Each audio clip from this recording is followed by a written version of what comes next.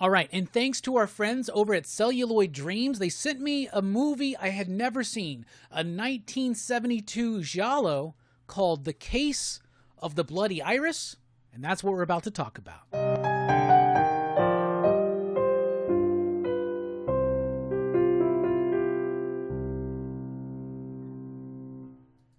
All right, so The Case of the Bloody Iris is a 1972 Italian giallo. Giallos are like Italian murder mysteries. Sometimes they're horror films, sometimes not really. A lot of people like to do this thing where they distinguish between giallo and thrillers and murder mysteries versus horror films. It's all, to me, under the umbrella of horror. I'm a huge Italian horror fan. I'm a huge giallo fan, but I've not really dived too deep into some of the history of giallo. Like, I'm familiar with Lucio Fulci's work, Dario Argento's work, Mario Bava's work, but I wasn't familiar with this movie. I had never even heard of it.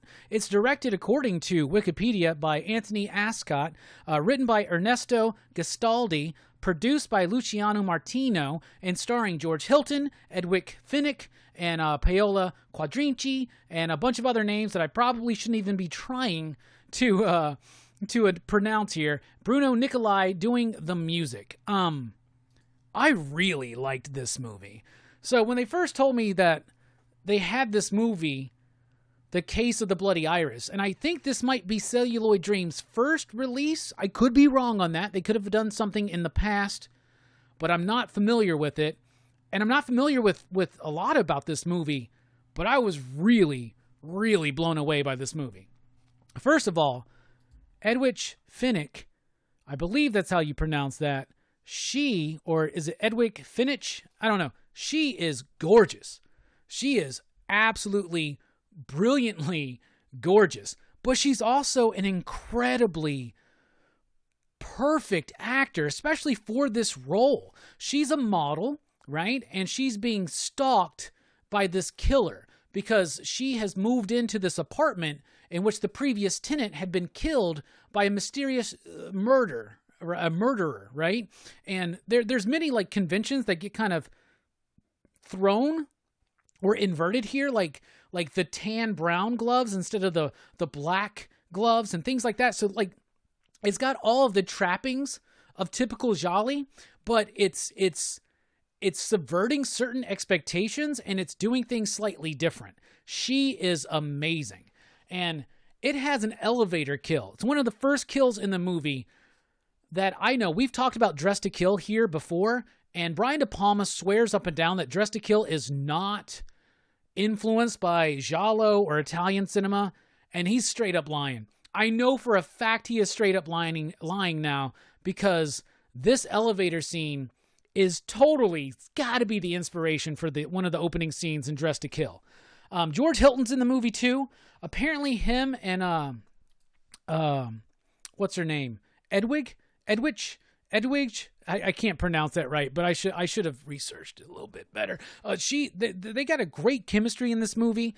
I think they do a great job. He's like the dude he's like an architect. He's the one that hooks her up with this apartment. He becomes kind of a little bit of a red herring. There's a lot of red herrings in the movie. There's a lot of characters that are surrounding this movie, right? So, I mean, like I said, the basic plot is there's a dude who killed somebody in this apartment. Now she and her friend models take over this apartment. They got a bunch of weird neighbors, some of them very sexy, some of them very nosy, and a lot of red herrings. And there is a moment in this movie where I figured out who the killer was and even the motivation, but they still kept me guessing. Then there's like the detective, right? So usually in these gialli, there are like very incompetent detectives, but this one's a little bit more like on the nose, trying to figure it out, actively working on it. But he's got this weird quirk where he collects stamps, and it's really humorous. The movie has a lot of fun, but it's also incredibly stylistic. It's got great camera angles using interesting perspectives and camera movements. It's not just stylish with the way that the camera's being used, but also just with the setting, the sets, and the costumes and all that kind of stuff. I mean, we're not quite talking about Argento level or where even Argento would eventually get with movies like Suspiria and Tenebrae and Deep Red, but like it's right up there with it. The movie really shocked and surprised me. I was expecting some sleazy, trashy movie, and yeah, I got elements of sleaze. I got elements of trash, but I also got a lot of style. I got a lot of character. I got a lot of humor. I got a lot of tension. I got a lot of really cool stuff in this movie that I heavily enjoyed. So let's talk about the Blu Ray. So this is what they sent me, and it is a masterful job. Celluloid Dreams, pretty sure they're a new kid on the block, but I love boutique. Like, here's the thing, y'all. Blu-rays, physical media, it's dying out. So it's up to people like Scream Factory. It's up to people like Arrow Video. It's up to people like Kino Lorber, right? Or Lorba, whatever that one is. It's up to these companies to keep these movies alive, to keep these films being preserved, because otherwise they're either streaming or they're not. And I hate the idea that at any moment a streamer can be like, nope, we're done. And it's just gone. And all of a sudden we're dealing with lost films that we can't find. We deal with that here on the channel all the time. But as long as companies like Celluloid Dreams are in business, that ain't gonna happen. This is a movie I'd never heard of, right? And they reached out to me. They wanted me to, like, hey, we'll send it to you if you want to check it out. I was like, of course I want to check it out. 1972, Italian giallo, murder mystery I've never heard of, Case of the Bloody Iris, and then, like, just look at the images, right? Like, that was the cover I saw when I looked it up. I was like, yeah, let's check it out, right? So thank you so much to our friends at Celluloid Dreams. I will definitely be keeping my eyes out for anything that you put out, especially if it's in the vein of, of like cult horror films and things like that. If you do anything else from Italy, like, definitely let me know, because I loved this. All right, so first of all, let's talk about this. It's got a great slip cover. That's reversible in case you want the Italian name there. And you can also have the English name on the side to display, or the Italian name. I really like that. Also, when they shipped this to me, look how perfect that slip is. It's because they sent it to me flat within the package. So I popped it and put it on myself. Then there's the regular cover, and it also has a reversible cover, which is the same cover but with the Italian language title, so you can display however you want. I love stuff like this. This contains a 4K as well as a Blu-ray. I don't have a 4K player yet. I do have a 4K TV, but I don't have the 4K player yet. So I watched the Blu-ray, and I was very satisfied with the picture quality. It looked amazing. Now, I've heard that it even looks better in 4K, but I'll tell you this. I went online, and there are clips of this movie that are on YouTube that you can find from, I guess, the previous releases or things like that. Yo, it is ridiculous how amazingly crisp this looks. The colors are bright and vibrant.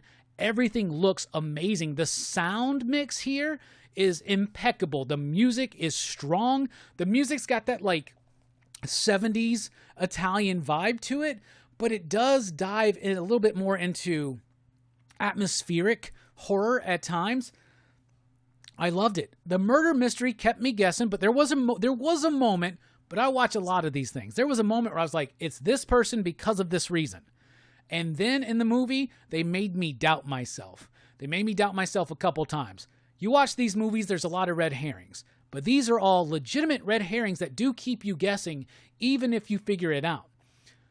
So even though I figured it out, when the reveal happened, I got really excited. I was like, yes, I figured it out. It wasn't something that was so obvious that it took me out of the movie. I was entranced by this movie.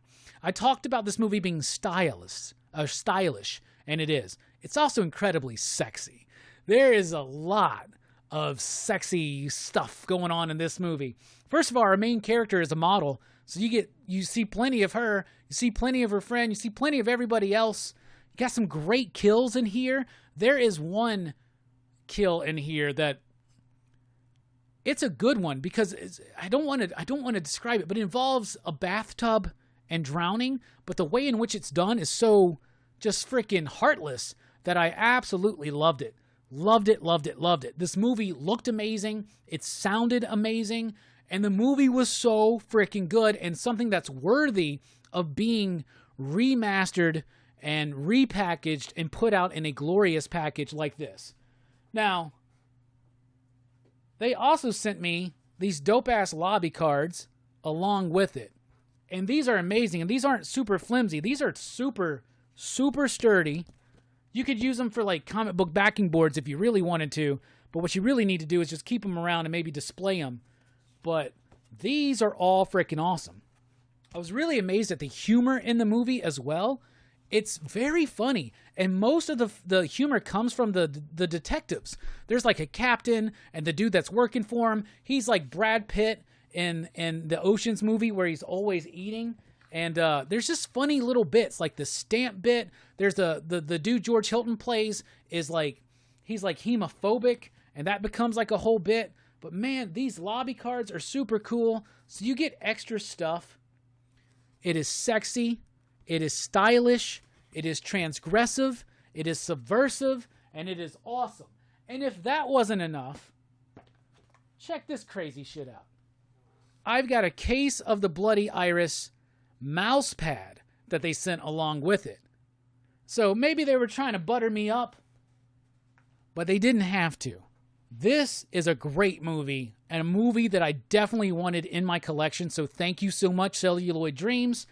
And just such a great job putting this package together. It is a beautiful Blu Ray with great picture quality, great sound, for a great movie, a great slip, and just the care. It's like, this seems like a company that knows, right? They sent me the slip cover flattened so there would be no damage on it. And there was no damage on it, right? Everything came flawless. They sent me a mouse pad. Now, I have this like giant mouse pad here that I can use, but yeah, this is definitely my travel mouse pad now, 100%. And the lobby cards. I'm a sucker for extra stuff like this. Let's see if I can try to do the Italian name. Perche quel stron goce de sangue sol corpo de Jennifer. I have no. Oh, the other thing is she comes from like a sex cult. Not a sex cult. She is married to a dude. She was married to a dude who wanted to share her with his sex cult. She decided to leave, so there's a lot of characterization that's going on, and a lot of show don't tell. Like the hemophobia from the other character from George Hilton plays, like that gets revealed at a certain point in the movie in a very powerful way. The images are shocking. Oh, that's very shocking sexy. The movie is sexy. The movie is stylish. It's a sexy, stylish murder mystery that just... Hold on, let me think about this, because maybe they want to pull quote. Who knows, right? Let's think. Who is the director? It's Anthony Ascott. So, and I'm not familiar with his work. So, I definitely want to check out more stuff from him, more stuff from this era, more stuff from Celluloid Dreams, 100%. So, let me think about this.